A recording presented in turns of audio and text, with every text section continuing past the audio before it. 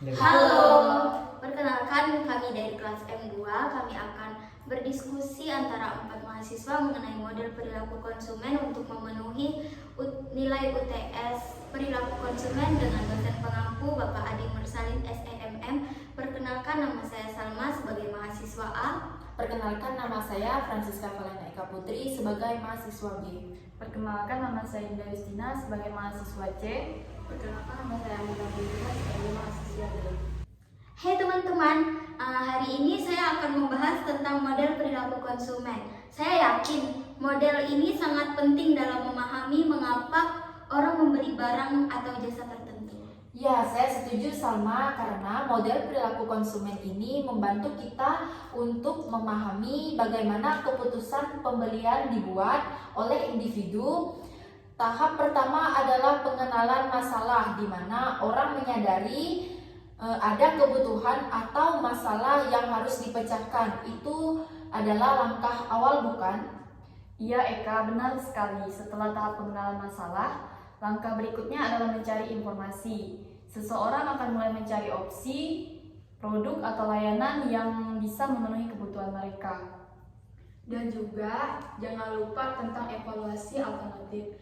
Ini adalah tahap di mana konsumen membandingkan produk atau layanan yang berbeda berdasarkan kriteria. Ya, itu dia sama yang tertentu, misalnya harga, merek, atau kualitas produk tersebut. Betul Man.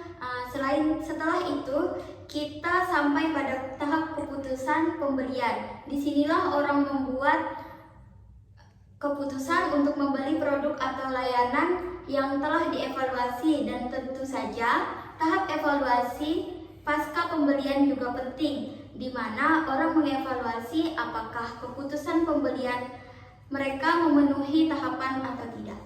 Tapi bagaimana gaya hidup ini dapat berperan dalam model ini? Itu benar-benar menarik. Gaya hidup mempengaruhi setiap tahap dalam model ini. Gaya hidup individu mempengaruhi bagaimana mereka mengidentifikasi masalah atau kebutuhan. Juga gaya hidup mempengaruhi jenis informasi yang mereka cari, kriteria evaluasi, dan bahkan keputusan pembelian mereka. Contohnya yang bagus adalah ketika seseorang dengan gaya hidup yang peduli tentang lingkungan akan memilih produk yang berkelanjutan. Jadi, bisa dikatakan bahwa gaya hidup adalah salah satu faktor yang mempengaruhi preferensi konsumen dan keputusan pembeli mereka. Ya, tepat sekali. Gaya hidup adalah salah satu faktor penting yang memengaruhi cara kita memilih dan membeli produk atau layanan. Ini juga membantu kita memahami mengapa orang dengan latar belakang, nilai-nilai atau minat yang berbeda akan membuat keputusan pembelian yang berbeda. Terima kasih ya teman-teman, diskusi ini sangat bermanfaat. Saya lebih memahami bagaimana model perilaku konsumen dan gaya hidup terkait satu sama lain sekarang. Sama-sama Eka, ini adalah topik yang sangat menarik dan sangat relevan dalam dunia bisnis dan pemasaran. Setuju, dan kita dapat mengambil pengetahuan ini untuk memahami lebih baik perilaku konsumen di dunia nyata. Benar sekali, teman-teman. Memahami perilaku konsumen adalah kunci untuk merancang strategi pemasaran yang lebih efektif dan produk yang lebih sesuai dengan preferensi pelanggan. Ya, dan kami dapat melihat bagaimana perubahan dalam gaya hidup sekarang juga dapat membantu preferensi konsumen dan keputusan pembelian mereka. Perubahan dalam gaya hidup dapat memicu perubahan dalam nilai-nilai dan prioritas. Betul Kak, jadi penting bagi perusahaan untuk terus memantau perubahan dalam gaya hidup dan nilai-nilai pelanggan mereka agar tetap relevan dalam pasar.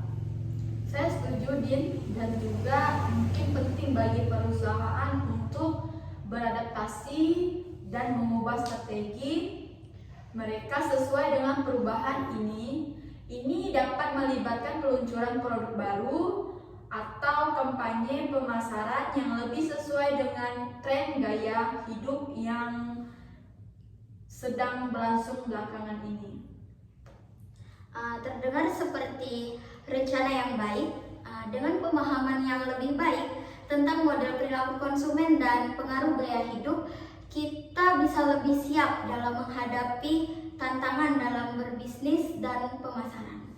Itu benar Salma, terima kasih ya teman-teman atas diskusi yang bermanfaat ini. Saya yakin pengetahuan ini akan berguna dalam karir kami di masa depan. Sama-sama Eka, mari terus belajar dan berbagi pengetahuan kita satu sama lain. Setuju, semoga kita semua sukses dalam perjalanan akademik dan